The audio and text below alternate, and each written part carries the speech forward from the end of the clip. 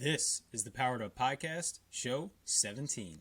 Teach those teachable moments, make that incremental change with every child, and our target might not be necessarily proficiency, but is wholeheartedly student growth.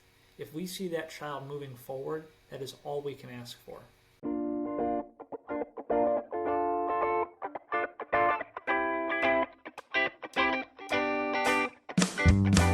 Welcome to a real-world education with insight and advice from teachers in the game, where current and former educators reveal what truly sets apart the great teachers and what it takes to make a positive impact on students. Whether you're in pre-service learning, new to the game, or a seasoned veteran, this is the show for you. You'll leave feeling inspired to take action because we are powering education by empowering you.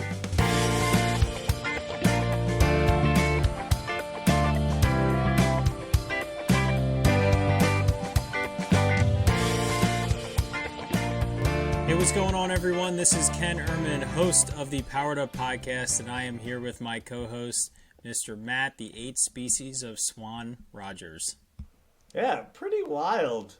8 species? So I went to school at Millersville, and we had 2 swans, and I know that they mate for life, and they were not the most friendly birds, but 8 different species of swans. Yeah, and Millersville takes pride in those swans. And now Absolutely. You'll find out, if you're wondering what on earth are we talking about, you'll find out when we jump into our interview with Zach Lowe.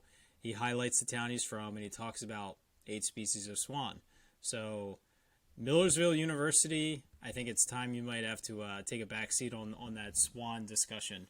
We had a great interview. Before you go any further, do you know what they're named? I do not. Well, one is named Miller. The other one is named Seville. Wow, that is more creative than my nicknames for you. Oh, come on. All right. So anyway, we had a great interview with Zach tonight, and a theme that we've heard a lot, Matt, from all of our guests, it constantly circles back to there's the topics of great instruction. We hear great instructional ideas throughout the interviews, especially in the lesson lens. But those most important things that you can do for students really boils down to making students feel loved, making sure that they know you're present, all of those key things about the student specifically. And actually, this past week, I ran into one of my former 5th grade students who was not even in my homeroom, but came to me for math every day. And he's a sophomore now. He recognized me, didn't realize that I was working as a coach at the high school. And you know, we had some small talk, and he at one point just blurted out and said, "Mr. Ehrman, I want you to know you're by far the most impactful teacher I've ever had in school." And you know, those moments are like the greatest thing that a teacher can ever hear. They always seem to happen on the days when you need it most. Like it almost is like the students know. But you know, when I think back to having him in class, I remember vivid experiences with him, and math wasn't his favorite subject. He struggled in it, but he also told me that he always looked forward to it every day. But it made me realize and remember that we can impact students far beyond what we realize. You know, I don't know that I would have thought of him as a student that connected with me that much as much as he said he did.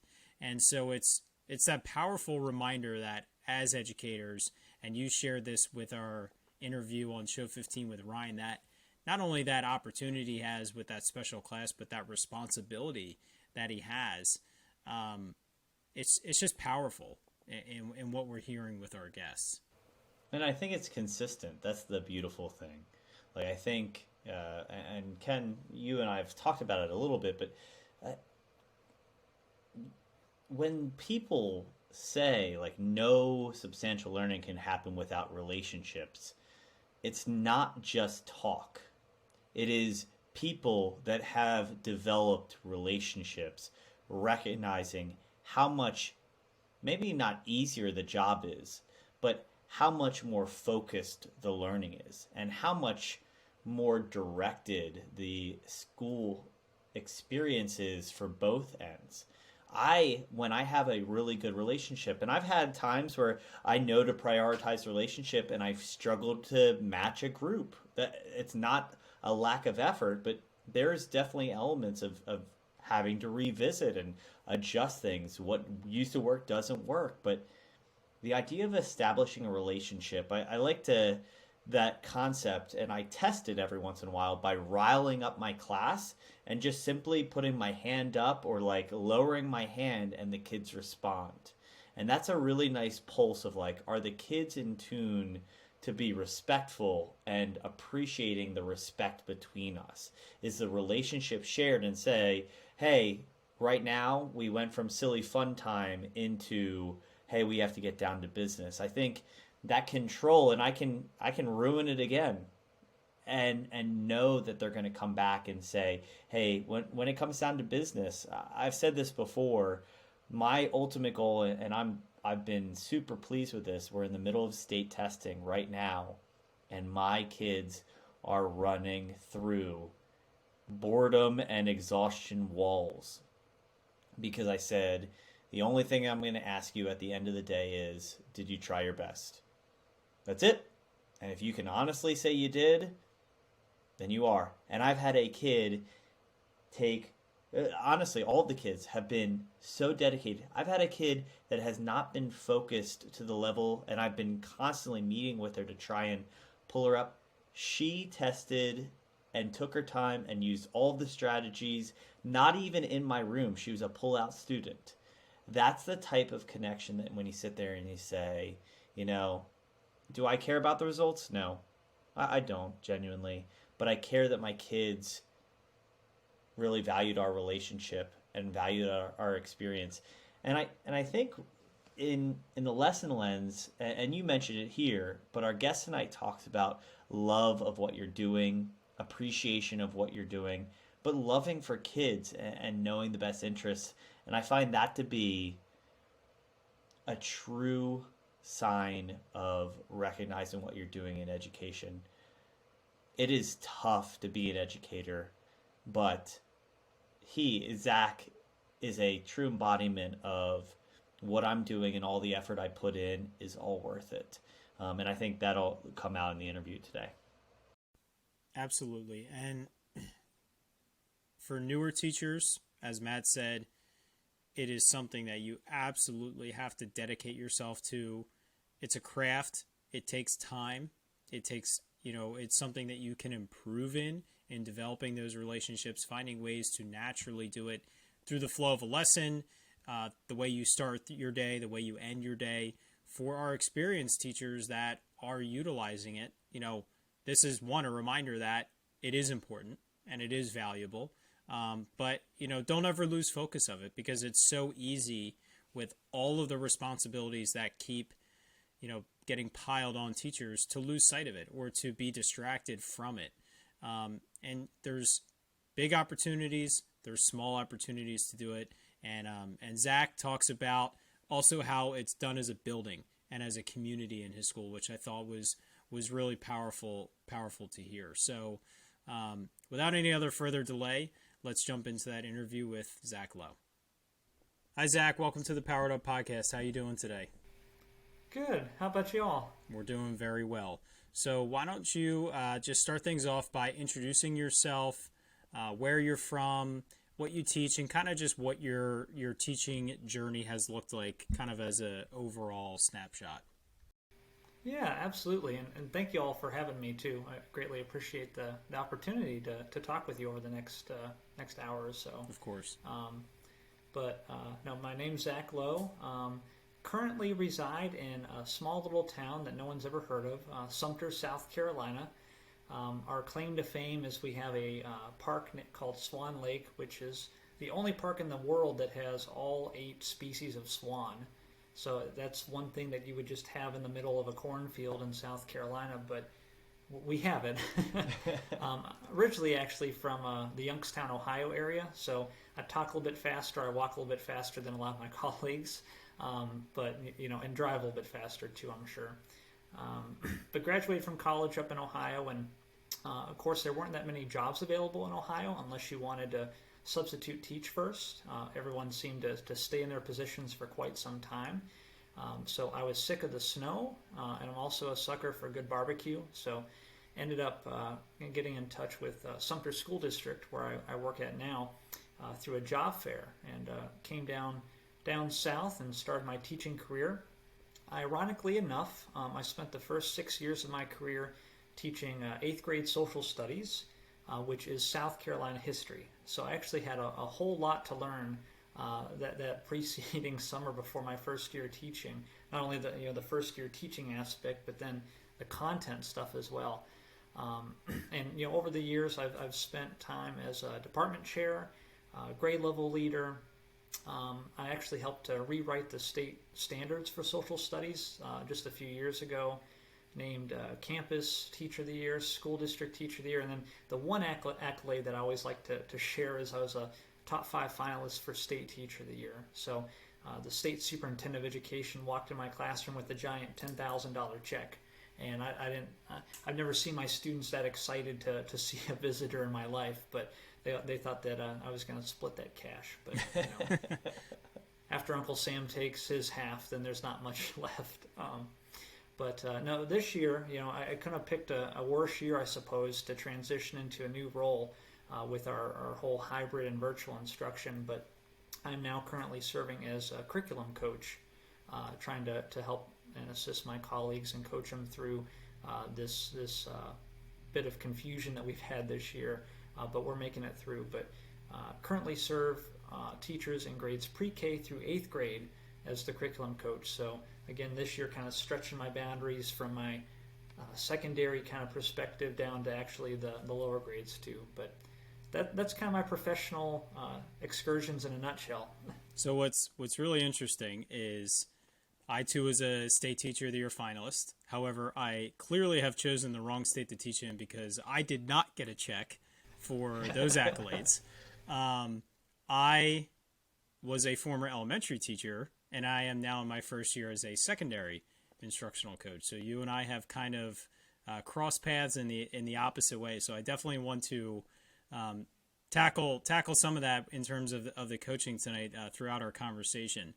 So when you first moved to South Carolina, you shared about how the social studies content was essentially new history that you had never heard.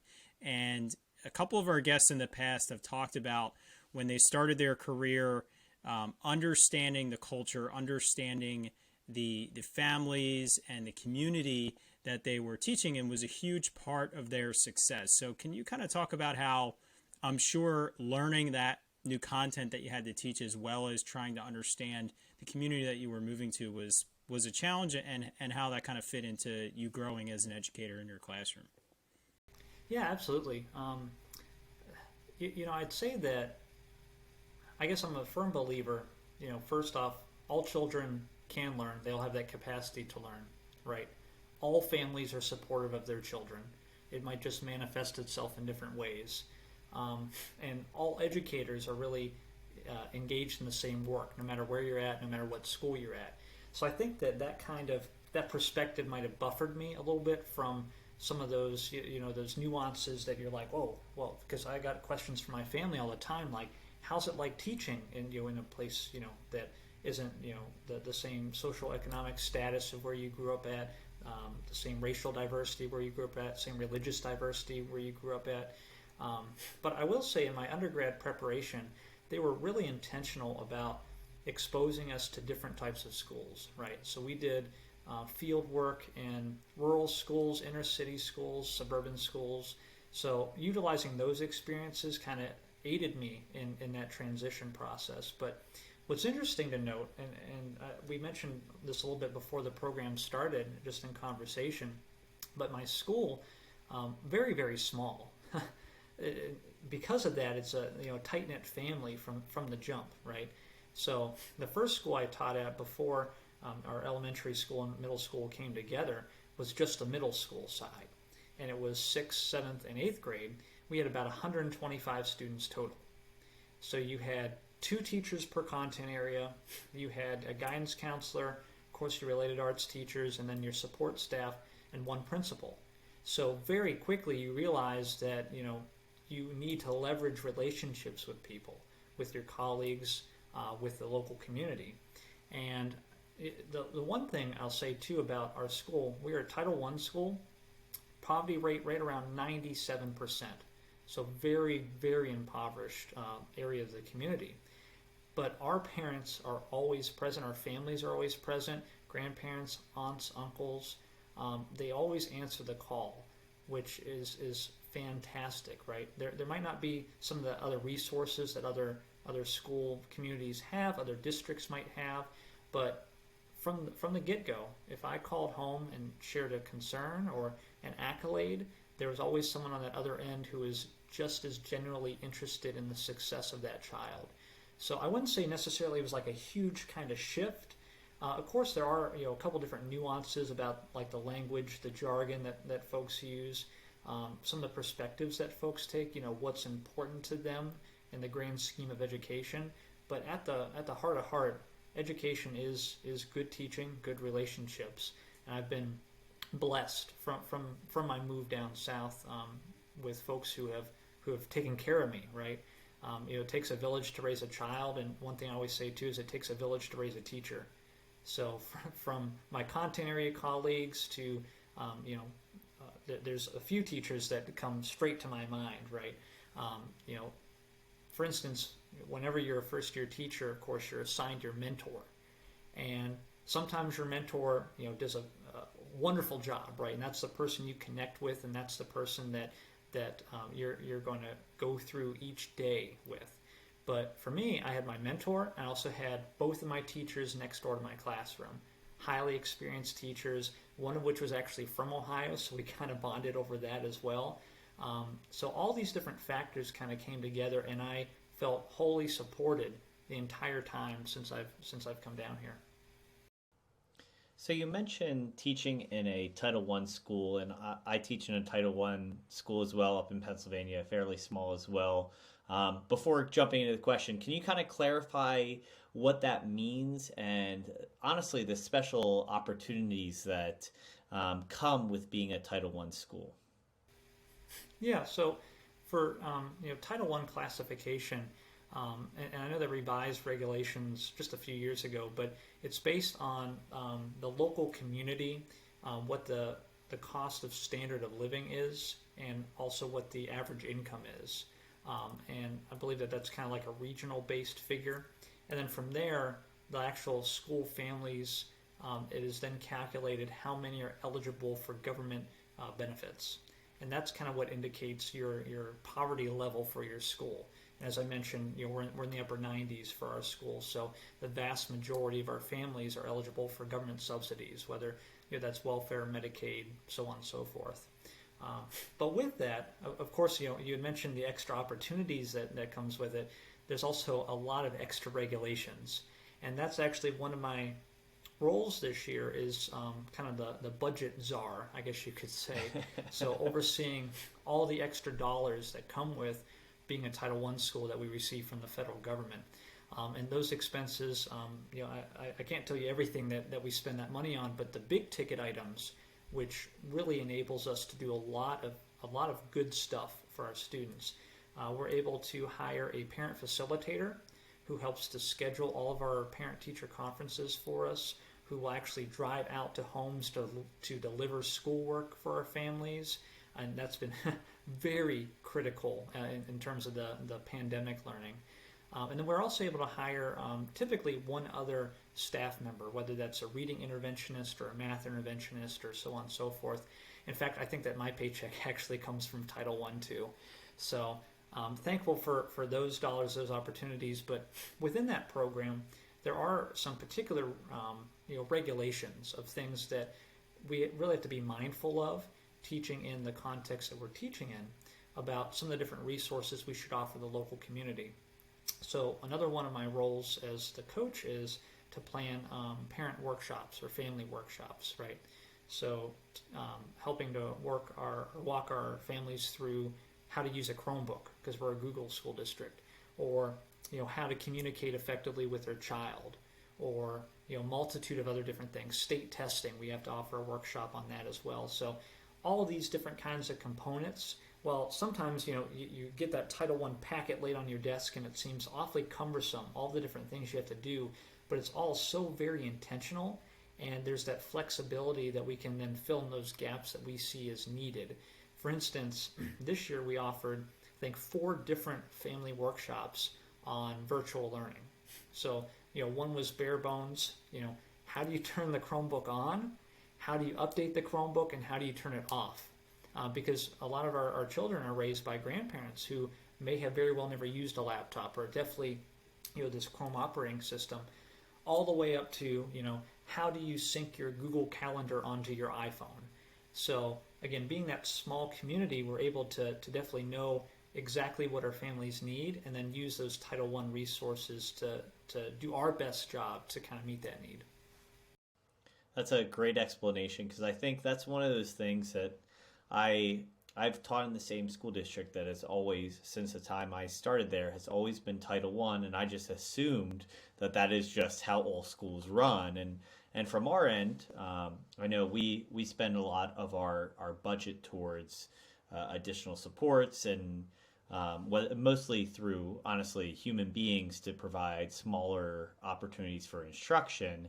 But there's also, as you mentioned, other regulations, the idea of, hey, each of these events are parent and community development based events that, as you were mentioning, which is incredible, develops the sense of the school being a center or a hub for the families. So much more than just the place where kids show up to do their learning. So with that kind of being the case, so the poverty level is incredibly high, but your interactivity with family members obviously is astonishing. And I will say that I'm thrilled with what our families and their interaction, but I can't say that I believe it's as frequent as yours is. Is there anything specific, whether it's from administrations and whether it's from being at Title I school, or even your development and fellow colleagues, that that developed your community to be so on board with the practices of your school? Well, I think it's being forthright with what our goals are, right? And I alluded to a little bit earlier, but our school district has been a little bit of a state of upheaval over the last 7-8 years. There's been some budgetary issues. We've had declining enrollment because we are a relatively rural district, and of course urbanization is continuing to progress through the United States today. So it came to the point that the school district had to end up closing 3 low enrollment schools. And the former middle school that I worked at was one of those ones that was closed. Now, playing devil's advocate for that, our middle school was about a mile down the street from our feeder elementary school. So that's why we are now, pre-K through 8th grade in one school. Excuse me. But with that, having the one school, we're able to build relationships with our families for 10 consecutive years, from pre-K through 8th grade. And while we're only in the, I think, 3rd year of this process, that's already started to manifest itself in just that, myself as an 8th grade teacher last year, I'm able to see our kindergartners in the hallway, and they know my name, I know their name, right? I know that they're interested maybe in social studies, and I just think, well, if I'm still in that 8th grade teaching role in 7-8 years, I'm not that good at math, so I'm trying to calculate in my head. But if I'm still in that role, I've already made this relationship with the student, right? And from there you can springboard onto families. But the one thing that is interesting is on our state survey data, we are 100% across the board. Our families and our community members are in support of the school. And again, I think that that's being forthright with what we're trying to do. We always try and do different planning meetings with our families. And one thing that's unique about South Carolina, beyond your traditional PTO per se, or beyond your Title I workshops or what have you, there's a state mandated law that requires every school to have an SIC, which is a School Improvement Council, which serves a legislatively mandated role, that it is for the planning of the school, the services that would be offered. So typically how that looks like is whichever family members or community members are on that SIC are the ones in charge of writing the school renewal plan for accreditation, right? So from the get-go, our families are engaged in exactly what is our school going to look like, what's our mission, what's our vision, what's our staffing going to be, what programs are we going to offer. So I think that solid foundation really helps to build off of that. But then other than that, it's just being open, right? Our principal is phenomenal in terms of, we always joke, it's almost like she has an eidetic memory of every single name of any person she's come across, right? So she remembers how student X is related to student Y because their second or third cousin is married to another cousin, right? Just the amount of detail that she is able to work through and to remember about how our families are all related. Again, very small school, very family atmosphere type school, and everyone lives in the same area of the county. A lot of our students are related or they're friends with each other. So leveraging those connections of, okay, well, this child is struggling, but I know that this child's cousin is a recent graduate of a university and they might be able to tutor this child. So it's knowing those specific relationships. It's knowing about the specific needs of the child and the specific opportunities that exist in every family. That's really powerful. And what you said about that small school, and when you were an 8th grade teacher, knowing those kindergartners, I know, Matt, you've talked before about, jumping in and doing a lesson with a 1st grade class or a kindergarten class. And, I was doing the same thing when I was teaching 5th grade. I was really into STEM, and sometimes I would co-teach with another grade level or even my grade partners. But I think it's really important for teachers to the culture and the identity of the building is bigger than just an individual teacher, but individual teachers taking those initiatives to build those relationships. Actually, ironically, today I was Zooming with a 4th grade class at the elementary school I've been out of for 2 years now. I was there for it was the first 8 years in my district. And I was showing them some technology tips and tricks and stuff. And at the end of the Zoom, the teacher said, okay, Mr. Irm's going to take off now. And I was saying, goodbye to all the kids. And this one girl chimes in and she says, hey, Mr. Irm, can I ask you a question before you go? So when I left this school, this student was in 2nd grade. I taught 5th grade. And she says, did you used to assign homework to your class when you taught 5th grade? And my response was, well, why are you asking that? But, the conversation continued and she was talking about how kids talked about it. But those students knew me because I was very open with teachers, working with teachers. And when you can build that in a school and kids are excited about a teacher they're going to have in the future, or when a younger grade level teacher comes up to do something with an older grade level and they're excited to see their former teachers, that just builds such a powerful culture in the building that can really serve with the systems and programs that are in there. Do you have anything specific that you did as a classroom teacher that you feel really kind of served to that idea of building a larger culture in the building? Yeah, in fact, you had mentioned, the either going down or going up in grade level, right, and being engaged with another class. Excuse me. It's allergy season in South Carolina. But no, so we instituted a program called Early Bird Buddies, where it was a program, because I was also student council advisor, where we would take our middle school student council students in 6th, 7th, and 8th grade, and they would actually tutor our most at-risk 1st and 2nd graders in ELA and mathematics in the morning time. Because all of our students, of course, they're served breakfast free of charge. So all of our students are there. We have about a half an hour for breakfast time. Like, this is perfect opportunity for our students not only to build relationships, but a lot of those students on that student council were also in another class, and this is going way too far on the weeds. But there's a class called Pro Team, which is a middle school course that is designed to train middle schoolers to become future teachers. So it's like okay, they're in that line of work already, they have that interest already, let's try and leverage that. But actually within the classroom, one thing that we started several years ago at our school was something very simple, right? And I'm surprised that we hadn't thought of it earlier, but a concept called positive postcards, where each week every single teacher sends 2 positive postcards home with a simple message for a student of their selection of student, Johnny did a phenomenal job in my class because blank. And building that community where, anytime that you would see the students take selfies sometimes, right? Or anytime that there were home visits conducted, that postcard was right up there on the fridge. And it had the school's contact information on it. So in case the family needed to get in touch with anybody, it had the teacher's contact information on it as well. And just really a token of, anytime that teachers call, it seems like there's that bad rap like, oh gosh, what did my child do again, right? Or what did my child do now? But the fact of getting that in the mail, actually something tangible that you can't forget about because it's right there in front of you, something you can hold.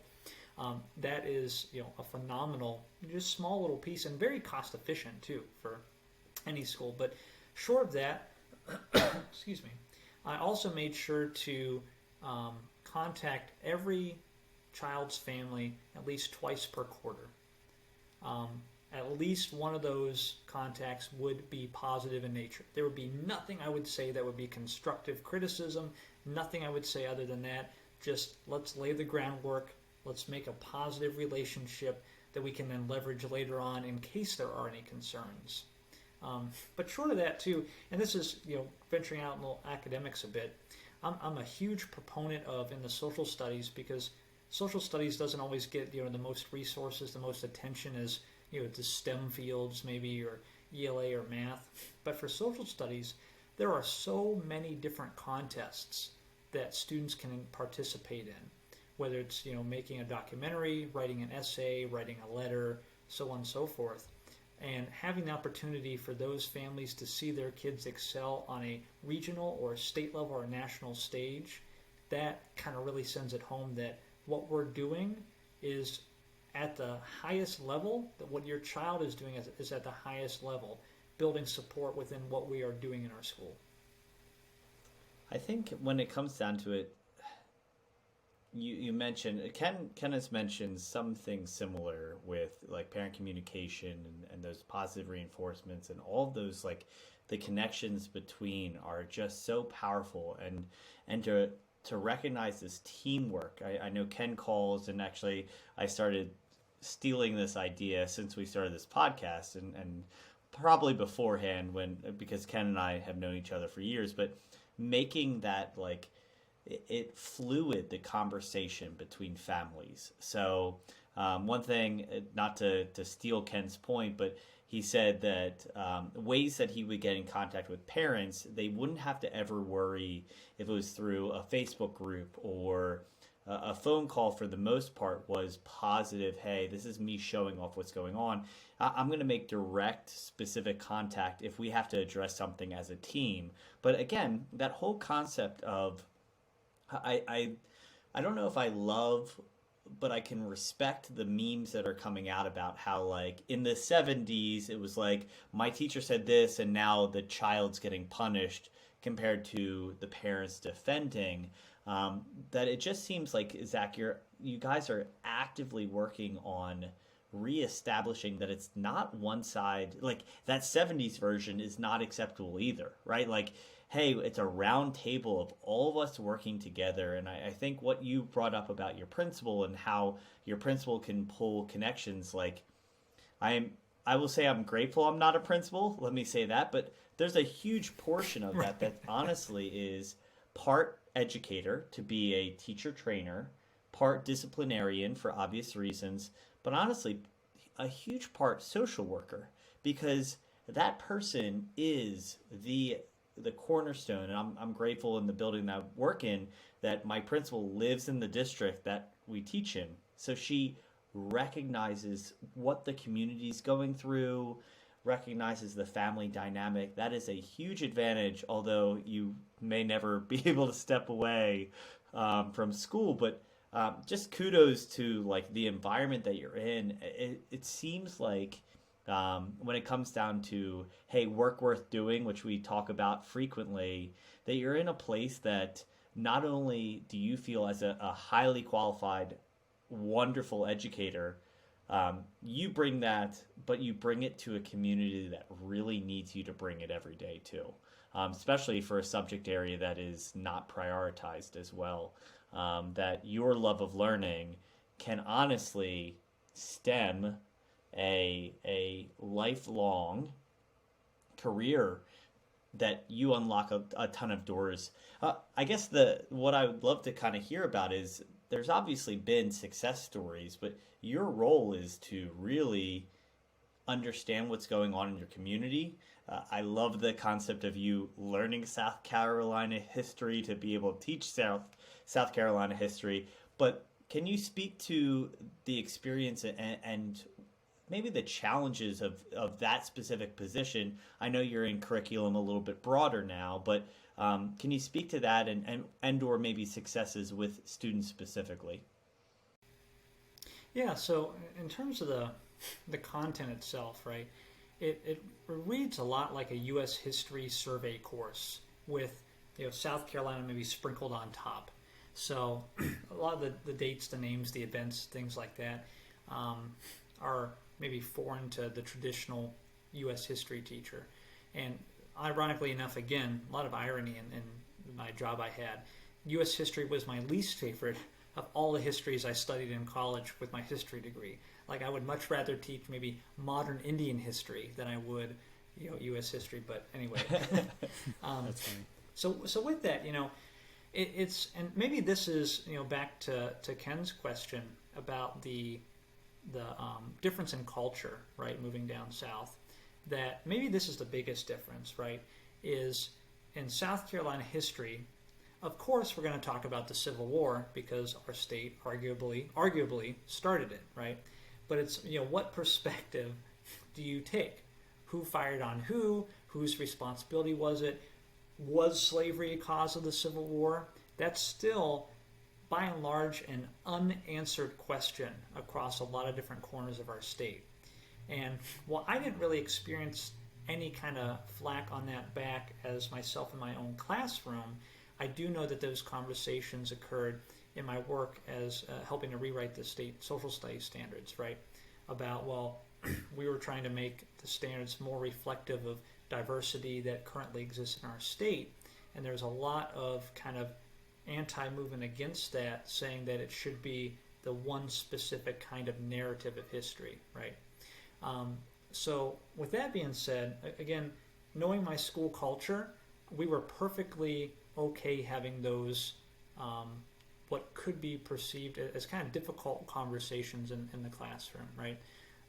By and large, I would say that vast majority of our students, their families share kind of the same worldview of different events that are occurring in today's news, for example, or previous week's news, previous year's news.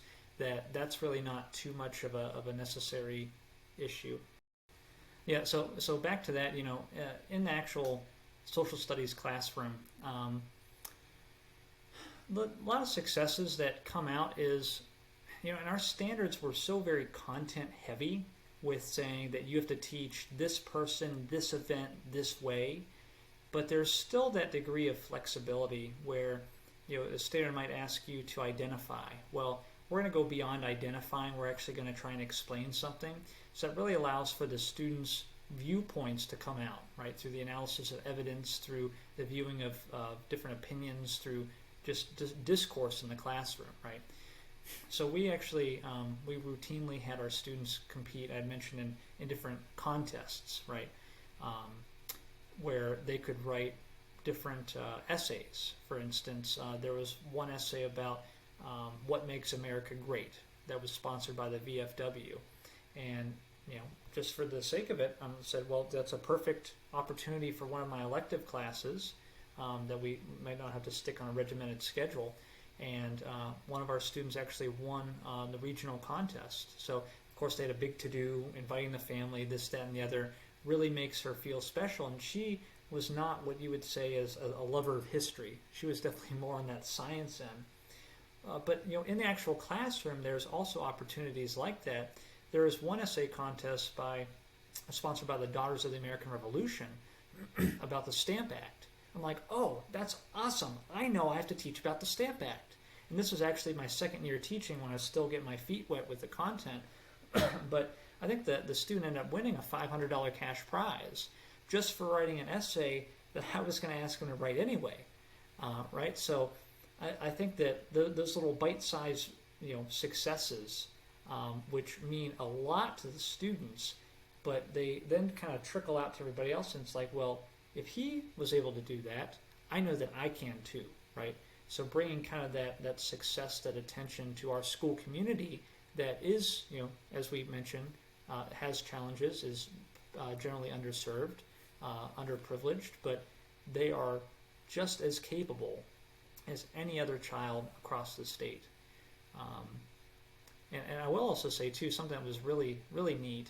It wasn't a contest per se, but again, back to that connection, right, of what is happening in the real world. We talk about the civil rights movement in our course, and during last school year, back in the fall before the presidential election, we actually had our students think through, well, what are some civil rights challenges that exist today, right, for different diversity groups, and civil rights extending to the right to have an abortion, right, or minimum wage, as kind of like an actual kind of civil issue. And they all were able to self-select, write different prompts on it, and then what was neat is we also had them write letters to the actual candidates. And we got responses back from 4 or 5 of the different presidential candidates, which they were just ecstatic about. They're like, I can't believe Elizabeth Warren wrote back to me of all people. So bringing that history, whatever it is, whatever I'm trying to learn about it, bringing that back and making it manageable for the students to see that relevancy, to see that connection to what they've either experienced or what I know that they're probably going to experience coming from Sumter County, South Carolina. That's great. I think it's one of my favorite parts with social studies and history specifically is thinking about the context of what you're learning. When I was teaching with my students, I would always try to remind them we're reading, events, stories, things that happen to people. And these people are just like you and me. They just lived in a different time period. They lived in different situations. They had different opportunities. They had different social pressures. And so, we can't necessarily judge them on what they did then, but we can look at the diversity and the challenges that they were looking at those times and try to relate, are we still facing those challenges today? Or, what, on a kind of a different topic, but like looking at leaders, what qualities do these leaders have, from the 1400s, the 1600s, the 1800s? One activity that I actually recommended to another teacher is, when you're analyzing these leaders, have the students try to identify what company they would be a CEO of today.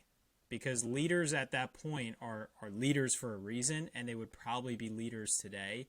And so just a way for them to kind of try to analyze what qualities do these people have, what strengths, what weaknesses, and really just try to get them to think at a higher level for that. I love how you brought in the actual real world experience, and that's amazing that they got those responses back from the candidates. So those ideas that you're sharing and some of those snapshots of what your classroom looked like now as a coach in supporting kindergarten through 8th grade teachers, what would you say are some of the things that you're passionately sharing with teachers, and what has been something that you've perhaps struggled with in supporting teachers this year? And I'm going to challenge you to give us something outside of technology, because that is the obvious answer in the world of pandemic teaching. Well, so actually, I'll flip that then. So I won't say technology is the challenge. I'll say that technology has been the one thing that engagement via technology, and not necessarily because we have to, but because it is the thing that is going to get our students' attention is the utilization of technology. And it's not about bringing the content to the technology. It's really the opposite. It's bringing the technology to what we were already going to teach anyway. But no, so across the board, and I'm sure that this is occurring in your guys' school districts as well to some degree, but those students who were virtual or have been virtual or hybrid or mix or what have you, they might not be attending school, right? That their attendance might be dropping. They might not be participatory. I know that there was a news article that came out in South Carolina that said that there were 50,000 students statewide unaccounted for, that they did not know what was happening with them. They didn't know if they had access to Wi-Fi, so on and so forth. So we are really investing everything that we are doing this year in two different kind of components. It is engaging students, because once they're there, we can work wonders with them. And then the second is trying to find data that we can utilize to give us an accurate snapshot of where our students are this year. And again, trying not to talk about the pandemic, technology, this, that, and the other, but our students have been by and large virtual up until this week from a year ago, last March, right? So it's really, that's been our central focus no matter what we're trying to do. So it's offering these bite-sized tech tips to teachers, not to inundate teachers with, oh, you have to use this technology, this program, but just offering that there is these different options available out there that you may not be aware of, right? But in our weekly meetings that we have with teachers, we really focus, as I mentioned, on data, right? Because, of course, there are the state-mandated formative assessments. MAP, Measures of Academic Progress, is the one that South Carolina uses. Of course, there's the state-mandated pre- and post-tests that you have to offer. There's the end-of-year state test. But, if you have a child who's taking an electronic standardized test at home with a family member, how is that? Is that data valid? Is that data accurate? Can we use that data to make instructional choices? So really what we've been focusing on this year is what can we glean from student work samples? What can we glean from different classwork, homework, different assignments that will give us the most kind of impactful course forward? Looking at student strengths in particular for skills, needs and goals, and then, reflecting in small groups, well, what might be a strategy that we could use in our current setting and environment to meet that need or meet that goal? So, just frankly speaking, I haven't been able to venture the direction I would have liked to this year as a first-year coach, but that is just the times that we're in. So I'd say that we've had some great success on that, because when you go back to August, September, the thing that's on teachers' mind is, well, I don't know what my students know. I don't know what my students can do, because we didn't have any sort of access from before. There was no live instruction last spring. So really flipping that on its head and saying, well, no, you do know what your students can know, understand, and do strictly just by seeing what work that they're providing to you. So really incrementalizing education and not getting lost in, I have my pacing guide, I have this, I have that, I have all these expectations. No, let's take it a day at a time. No one's going to expect anything more from you than what we can get from each of our students. And I think that that's also then been kind of the challenge, is focusing on that. We've really not had an opportunity to leverage a lot of new different types of content. A lot of stuff that's being pushed down to us is, let's try and utilize this learning management system. Let's transition from Google Classroom to Schoology, right? Or some of these other different things. Let's use ExactPath. Let's use IXL, some of these different programs. So that's kind of been the challenge, is how do you balance that as a coach? What is coming at you, all good stuff, by the way, but balancing what's coming at you that you know that eventually we need to get to versus the here and now. This is what we need right now. This is what our teachers need right now.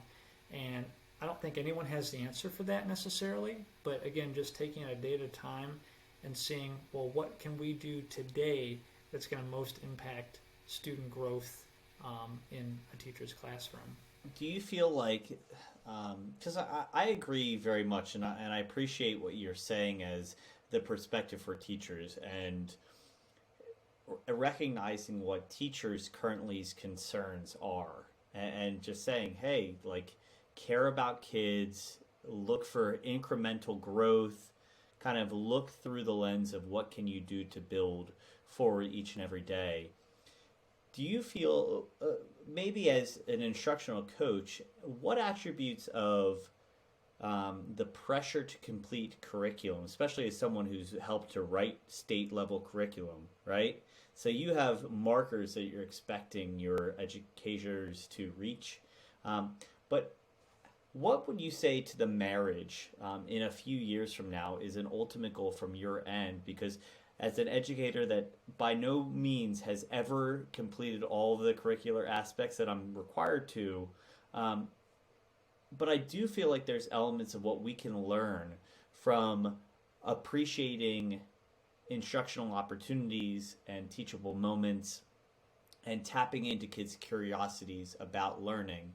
From your perspective, and looking 2 to 3 years from now, when hopefully this pandemic is not a influence like it is and has been, what would you say is that like perfect merge between? Well, it's always going to be depth over breadth, and that I solidly am in that camp. That you'd mentioned like the teachable moments, right?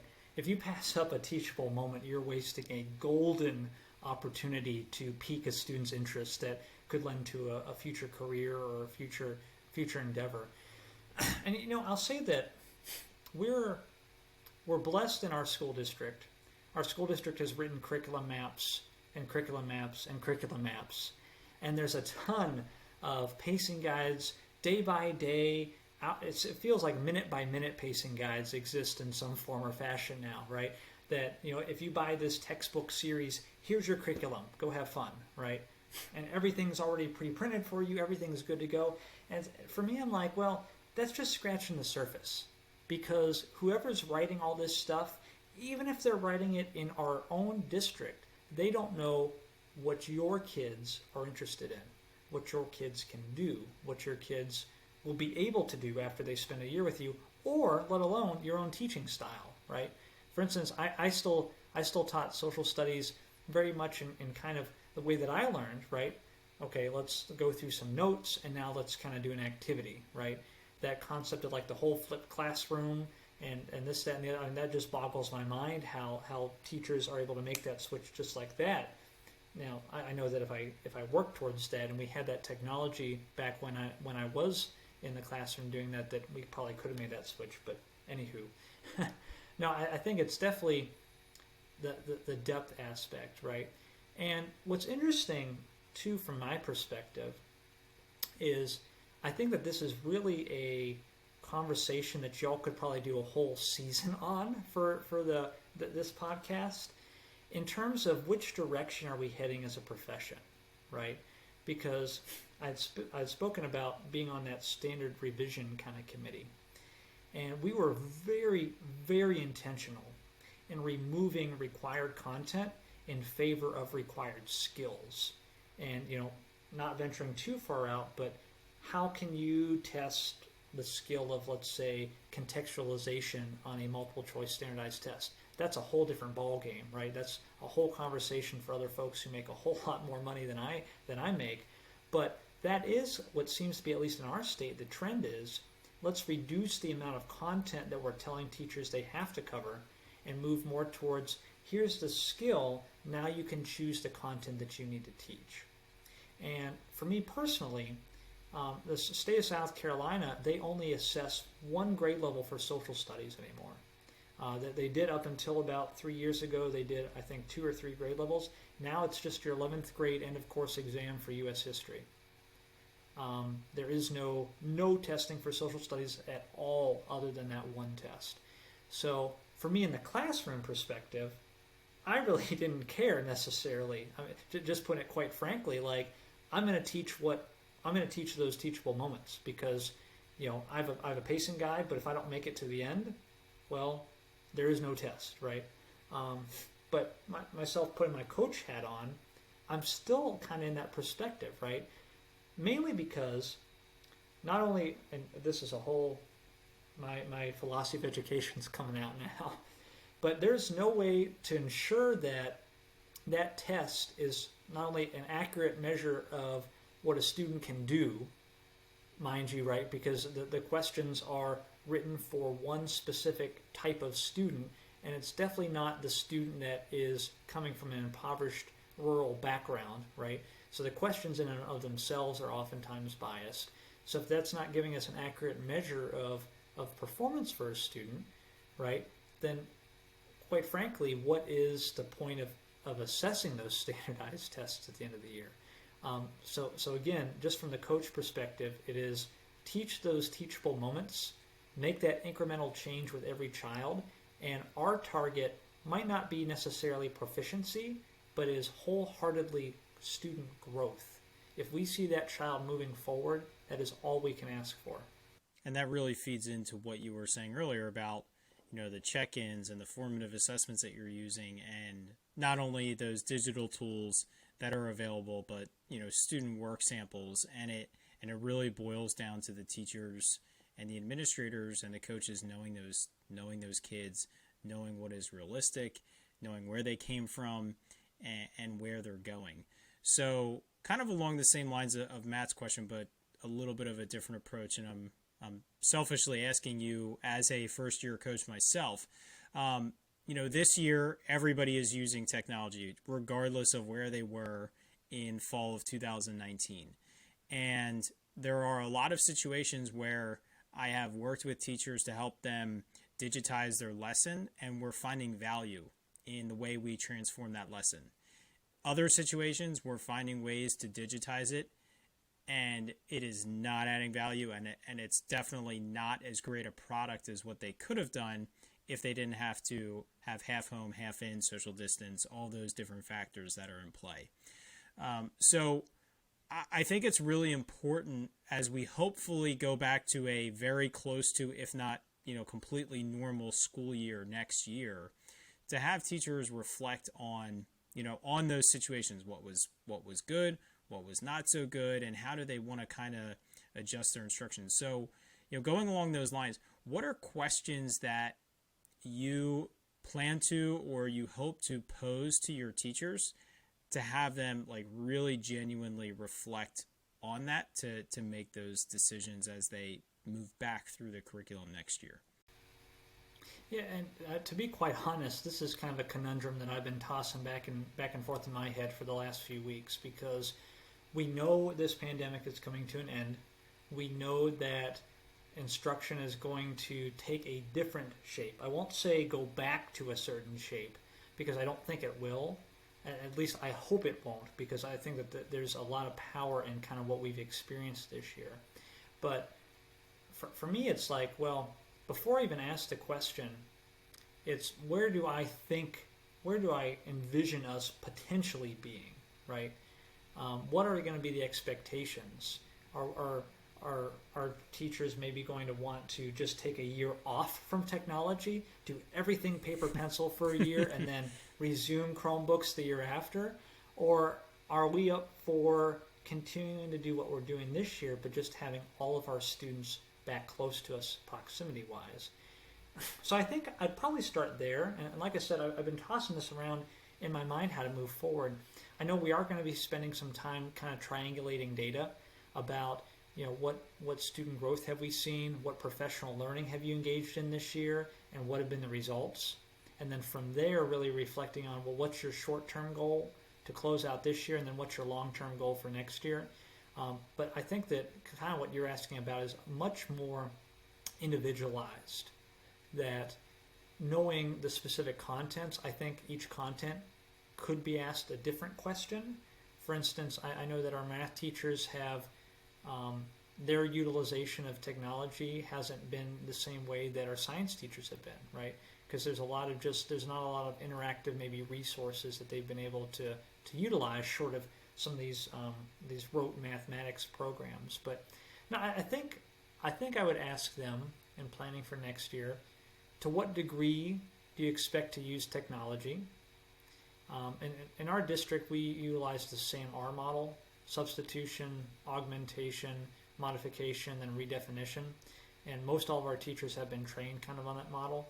So to that point, I would ask them, well, categorize your effectiveness this year based on that, because I think that gets to kind of your question, Ken, about some of these lessons kind of just hit it out of the ballpark, and then others they needed some more tinkering. But categorize your performance with SAMR this year. Where do you envision being next year? Because then that might give us some insight that if they were able to modify things this year, make them more engaging, make them more interactive, maybe next year they just want to go to substitution and go back to the types of lessons that they typically taught, that they know work, that they're in their teacher tool belt, but just substitute some tech elements in there. Or we might have some teachers, my librarian comes to mind, she's taken this technology stuff and just rolled with it. She might want to go full school redefinition next year and do all these huge, technologically collaborative projects. But again, we have to ask those questions. We have to frame them the right way too, I would say. Just because the last thing I think any teacher wants to think about at the moment is, how do you plan to use technology next year? I think everyone needs kind of a breather. So kind of the time and space for that too. But like I mentioned, really what we're focusing at is, what have we done this year that's worked, and what could potentially continue through next year, or what definitely has to change. Which I think is going to be, again, that kind of evaluation from every teacher, every administration. I think it's interesting because it's got to be a really unique position, both of you guys. So I'm a classroom teacher, a fourth grade teacher, but both of you are in positions that evaluation that you hear from teachers will dramatically adjust what your position looks next year.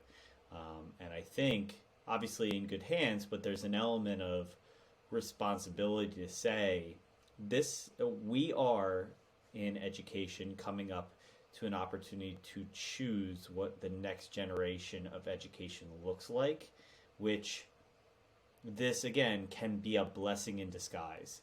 It's a huge shakeup to the educational way of things happening. And I know you mentioned like rote memorization in mathematics, or these pre-planned programs that tell me how to say every single word and what intonation I should emphasize in a reading program. I think that loses so much of the SEL, the social emotional learning style, the artistry of teaching. But I think that it will put a lot of that pressure, but also opportunity to give flexibility. It also has been a huge leveling of the playing field. I have teachers that are nearing retirement that are as capable to navigate technology with a few extra prompts as brand new teachers, well seasoned. It's incredible to witness that leveling of digital competency, because to be frank, you had to be, has torn down a lot of the restrictions and barriers for so many, not all, but so many teachers. I just think, not to put the pressure on you, but there's some radical changes that can come out of this opportunity. And speaking frankly, Zach, in your position in a place that obviously you now call home, but again, I can't emphasize this enough. Like we had the opportunity to talk to a teacher that went through Teach for America, which is a classic program that goes through and places highly educated human beings before they're quite ready to go into their field, into classrooms that need good human beings that have drive, that don't say, hey, I've reached my point of where I'm going to be. And I have aspirations forward. She just happened to fall in love with teaching and connect with it. But I think especially in your position with the poverty rate, and I'm sure at some point the rotation of my mom lives here in this town, my grandparents grew up here, my great-grandparents grew up here, to be in this position to create further opportunities.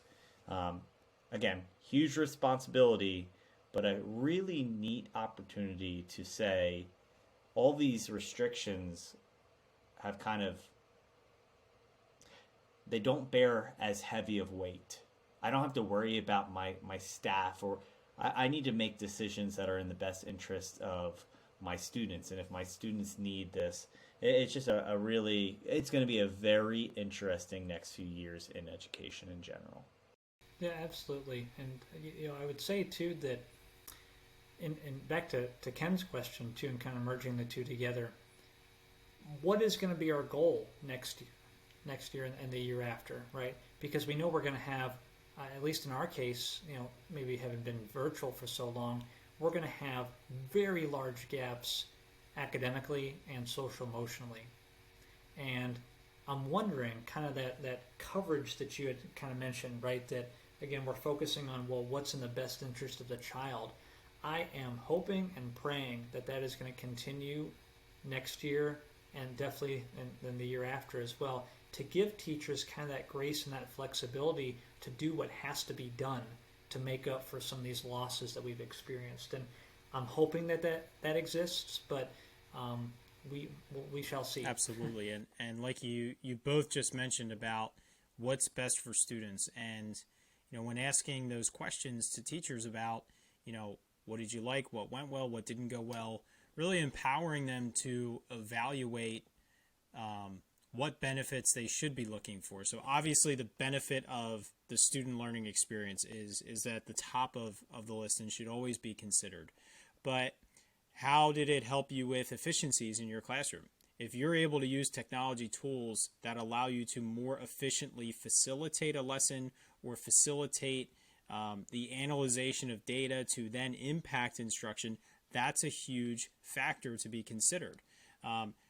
How does this fit into the well-being of the child or collaboration between students? Does technology hinder that? Well, maybe it should be removed. Or building in kinesthetic movement. There's so many different things to evaluate. The SAMR model is one of those great evaluative tools, but not just asking the broad question of was this good or not, but really thinking about, okay, what are the benefits, what are the disadvantages, and kind of making those decisions as they progress back through the year to see where it all falls on. So kind of on this topic of what you're teaching and how you're teaching it, I'd love to jump into our lesson lens segment. So Matt and I are going to ask you questions to share some details about a lesson that you have taught yourself. Maybe you've helped coach this year, or however you're going to take that. We are excited to hear. So question number one is this a unit overview, a long-term project, or a single lesson? It is a single lesson. Beautiful. Kind of the parameters, specific grade level, I'm perceiving will probably be 8th grade. Subject area, most likely social studies, but the key one, and I could be wrong there, but the key one is this a lesson that happens at a certain time of the year? Well, and I feel like I'm almost on a game show at this point where it's like I'm going to guess these answers. Bing, bing, we need to have some buzzers or something. I would say that it is not a certain time of year so much as a certain chronological content. So Revolutionary War time period. Awesome. So what are the objectives of the lesson? So this particular lesson, there were a couple different objectives. It was focused on developing interest in Revolutionary War time period. So kind of a vague objective, but one that is definitely necessary for trying to capture the minds of 8th grade students. The second objective was tied into having them to understand the plight of soldiers during the American Revolution. And the third was being able to identify the challenges that existed for the average Continental soldier during the Revolution. Wild. That is awesome. Speak to us about what exactly a student in your class is doing during this lesson. So I do have to preface this back just a bit. I love doing summer PD programs, and they offer a whole bunch to social studies teachers. This particular lesson came from an individual at Mount Vernon. As we were studying, way back to what Ken had mentioned in a very early question about the concept of leadership. So George Washington as a leader, right? And this lesson intertwines music with team building with content. So the general gist of this lesson is you break your class into teams. Depending on how large your class is, you can probably get 2 to 3 teams.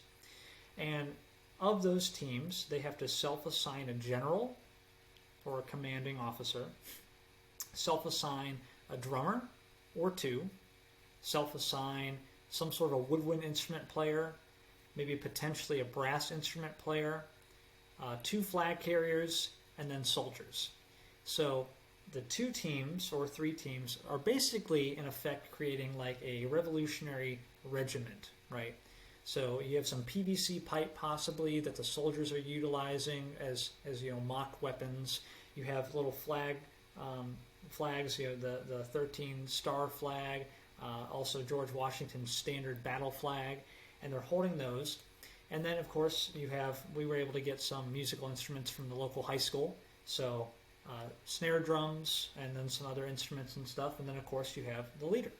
And the general gist of this is you give them a very vague kind of prompt, very vague kind of a task about you need to design a musical cadence that gets you from point A to point B. And there's some sort of an obstacle course, right? So maybe I'll put a traffic cone out in the field. And they have to design a cadence and memorize the cadence for things like, marching forward, turn right, turn left, halt, speed up, slow down, so on and so forth. That sounds wildly awesome. I love it. So, during the lesson, during these activities happening, what is your role to ensure the success of these, we'll say, regiments? Yeah, so the regiments tend to bicker a bit at the start of the onset, but that is by design. Because it's hard to contextualize, right? In the Revolutionary War, you might have an army of 50,000 soldiers, right? And they're marching for miles per day, right? With no shoes. And I'm not about to ask my 8th grade students to take off their shoes and walk through a field. That's a no-no, right? They'll play football or basketball with no shoes on, but they won't do that lesson. But anyway, so my role is kind of to be this facilitator, right? Making sure the conversations are engaged in what they're going to be engaged in, potentially posing different questions to them. So like, well, why would we necessarily need different musical sounds for these different commands? What else could be going on? Boom, cannons and guns and all this stuff firing as you're trying to march. So I kind of serve as the contextualizer, so to speak, I guess you could say. And, well, why is Mr. Lowe having us out in the middle of the field? What are we trying to learn from this? And it's really, asking them those questions to reflect on, because there would be a writing prompt at the end that they have to really write their responses down, what they've learned, what they experienced, what they now know. But in the actual process, why would we need these instruments, first off? Why would we need to line up in an orderly fashion? Why are the flags at the front? And why might there be a flag at the back? Why are we so many folks across, right? All these different nuances that aren't anywhere in my social studies standards, but if they grasp that concept and that understanding, then they can be like, wow, now I understand why so many people were killed in action at Gettysburg, right? Or some of these other different battles that we talk about. So when we contextualize it to Civil War as well, when we actually get into some of the different types of fighting styles. But with the Revolutionary War, and this is a sidebar, there's not much happening in South Carolina short of Francis Marion popping out of swamps with muskets and shooting people, the Swamp Fox. So trying to take those big name battles and then scale it down for them to be like, well, this is kind of what it was like in a little bit of both instances. Wild.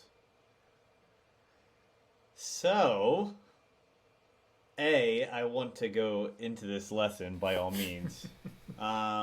But really, if you were to grow this lesson any further or critique this lesson at all, are there any adjustments that you would make teaching it? Again, obviously, as a coach, it's a little different.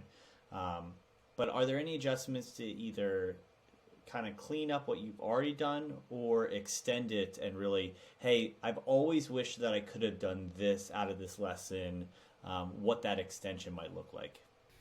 Yeah, and with Gettysburg on my mind, even though it's not the same kind of context, but I remember as a middle school student myself that we had a huge project in ELA class where we made our own uniforms. So we were given fabric, we had to stitch our own uniforms. We made our own weapons, so like a sword, so on, out of a cardboard, styrofoam, and we actually reenacted Pickett's Charge out in the school common area, and we all had lines to speak. It was like a whole to-do. There's an audience there, so I think that long term that would kind of be, adding more historical context to it. I don't think my students were ready for that quite yet. I think that as we continue to build our social study programming, that would be the next logical direction. But that's very big scale, right? Doing that to do short scale. I think that I might have opted to do maybe just one team for the classes, just for the sake so they could maybe better grasp, well, this is how extensive these marching lines could have been, right? So that might have been an option. Maybe providing them actual written questions to do as they're engaging in the process rather than a reflective piece at the end. So again, just trying to continually reinforce their discourse that they're having in their teams, but getting it down on paper so they reflect on, well, what did that process feel like to go through, having to train for those things, having to standing in line for 5 or 10 minutes, right? Like as they're trying to work out the cadences, these soldiers, they're just twirling their guns around, right?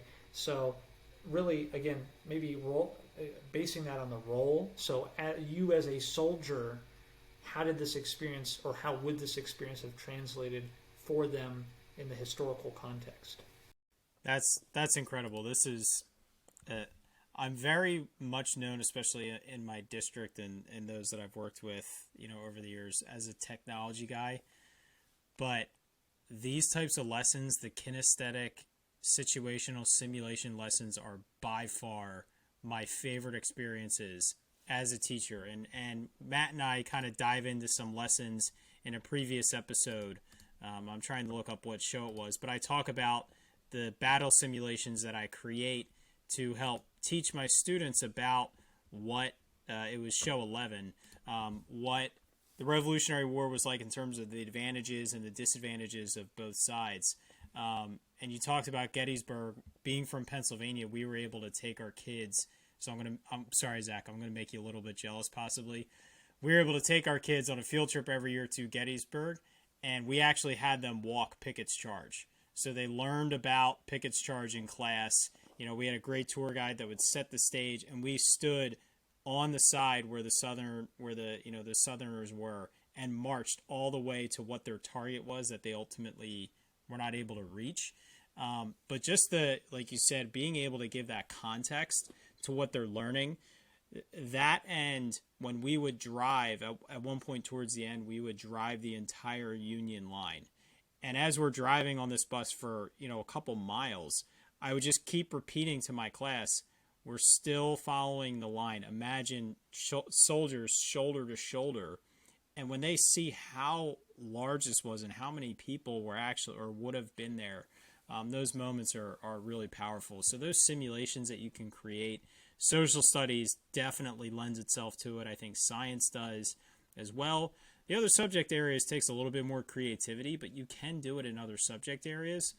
And it really creates those opportunities for cross-curricular learning. But it's really powerful when you can create those situations. So go ahead. Sorry. No, I was just going to say, that whole concept of place-based learning, right? Back on that theme of me learning about South Carolina history, we have a cemetery here in Sumter that has the grave of the soldier who fired the first shot of the Civil War, and he's buried here in our town. And it's like, granted, I mean that's pretty a quick field trip, if you just go, look at that grave, but you extend that process. But just that place-based history, like this is here, this happened here, this guy is right here, and piquing the interest of the students. But anywho. Well, I think that that's where, again, the whole part of being a social studies teacher is really part, right, history and what has gone on, but also appreciation for what is around, appreciation for the resources, appreciation to be growing up where you grew up. I think that's the beauty of educators. My wife is from New Jersey and had to learn the PA history to teach that, and it's geography, and it's obviously major cities and imports, exports, but it's also history, Native American tribes, and major events. Now, Pennsylvania is rich with many of them, as New Jersey and South Carolina as well. Makes it a lot easier than some of the, I guess, more Western states. But there are plenty of opportunities, and I think that this is, especially this time of year, is a great time to remember how valuable that play-based instruction or the experiential learning, and you may not be able to come up to Gettysburg like Ken was able to, but you sure, with a few clicks, can come pretty close in virtual reality to have the ability to give context. And I think one of my favorite activities I've ever witnessed, I didn't actually run this, was I had a class in our building recreate scripts for Google experiences. So they would add their own context. They would use what was already pre-built, but they would build their own maps and locations. And I just, it's one of those things that we as educators do not do activities just to be a cool teacher.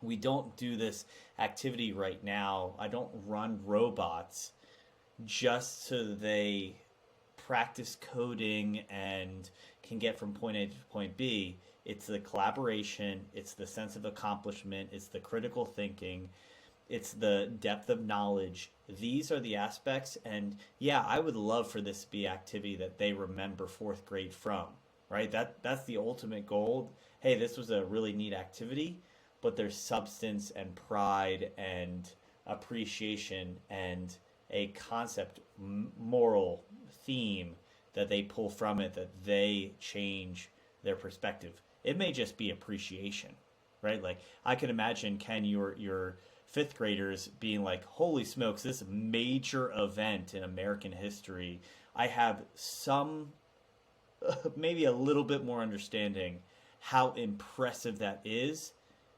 Maybe that visualization. Or Zach, right? Like, going to this soldier's burial site or tomb is one of those things that, like, that is the context around it, because they've probably driven by it a ton of times without any clue of the value. It's just it's something, especially right now where we're in the middle of state testing, what have you, and I'm getting excited of what are we going to do for the last month that doesn't have the restrictions of, well, at the end of the day, I need to make sure I hit all this curriculum. Absolutely. And the one other thing that I wanted to add, you talked about this in your advice, Zach. I made similar mistakes when I was first, I wouldn't say mistakes, but the same realizations in those experiential and simulation-based lessons. I had them reflect at the very end. And then I realized, all right, let me insert strategic questions in the middle, because that's when they're reflecting more effectively. And then that end lesson reflection, it was more, they had more of an understanding of what the whole theme and what the whole idea was. So I would absolutely agree about those, pause everybody and just write out one sentence or answer one quick question and kind of just journal those thoughts as they go through the lesson. I definitely think is a beneficial strategy for that. So our last section of the show is called the exit ticket. Same 4 questions we ask all our guests every week. Question number 1 is, what is the best thing a teacher can do to make a student's school experience better? Make them feel loved. Make them feel that they're welcome to the classroom. And not just necessarily one thing, but something as small as greeting them at the door and asking them how their day is. Making them understand that there is somebody there who will put themselves in harm's way to protect, to nurture, to care for each and every individual child. I love that. What's the best advice you've received? And this could be from a colleague, it could be from a supervisor, or honestly, even a student. What's something that really sticks out to you? I'd say it's a combination of kind of what Taylor Swift says with let it go, but also kind of it is what it is. You know, teachers are very heartfelt creatures by nature. Otherwise, we wouldn't be in this line of work. We tend to put all the burden on our shoulders for everything, every injustice that our children have experienced or will experience, right? If we read about something that was negative for a child in the newspaper after they've left our classroom, you know, that just happened to me this week, right? It's really resting heavy on my soul. But it is, if you go into your classroom every single day and do exactly what you think is necessary to nurture and grow and teach that child, it is what it is. What happens, happens, and you have done your very small part in trying to push this child forward and push them to successful life, a safe life, and a worthwhile life. That's excellent. So the school year goes in waves. There are stressful times, as Matt alluded to, state testing, the fall conferences, marking periods, those pockets of time where it just seems completely overwhelming for teachers. So what is something that you can say now that a teacher would hear in that moment to be able to power up through that? Stephen and Sean Covey's habit number 7, sharpen the saw. Take some time for yourself each and every day. Do the things that you love. A lot of our teachers, again, during this pandemic, have been working incessantly. I see lesson plans being worked on at 1 a.m. I'm seeing teachers grade work at 6:30, 7:30 p.m. No, take some time for you. And that kind of relates back to the last question. Again, when you're present, do the absolute best that you possibly can. That is what's expected of you. Short of that, take care of yourself, take care of your own mental well-being. Do the things you love. Go on a walk, go fishing, go golfing. Take some time to really just enjoy life. Because if you're not enjoying life, if you're not enjoying where you are, you're less effective of a teacher, and your students will see that and they'll latch onto that. So if you are in the best position that you possibly can be personally and professionally, your students will soar. Matt needs to hear that. So we've heard different variations of that. Yeah. We've heard different variations, and we hear something similar or related is probably the best way to put that.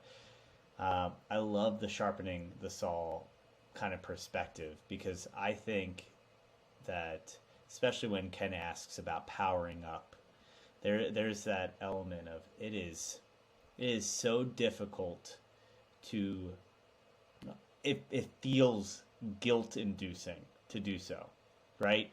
Like, I feel like I need to do more, and I imagine, and I give kudos to both of you guys, because your job is to make teachers feel comfortable to do their daily work, and when they are working nonstop, it's so hard to say, hey, I'm going to check out and take care of myself. So, Zach, honestly, especially as a new position for you, it's one that, again, is for special people, and you're both in great positions, and your districts are lucky to have you.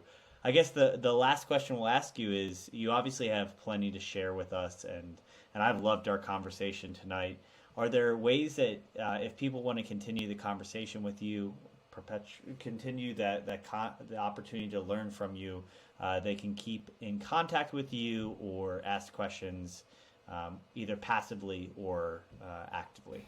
Yeah, absolutely. I'm always open to conversing with educators from across state, country. We are all in this together. And to your point, Matt, the work never ends. But the more that we can collaborate and engage with one another, the easier that process is. But I am on Twitter. If you give me a moment, it's been a while since I've gone to my Twitter. I can never remember if I have a 0 at the end of my name.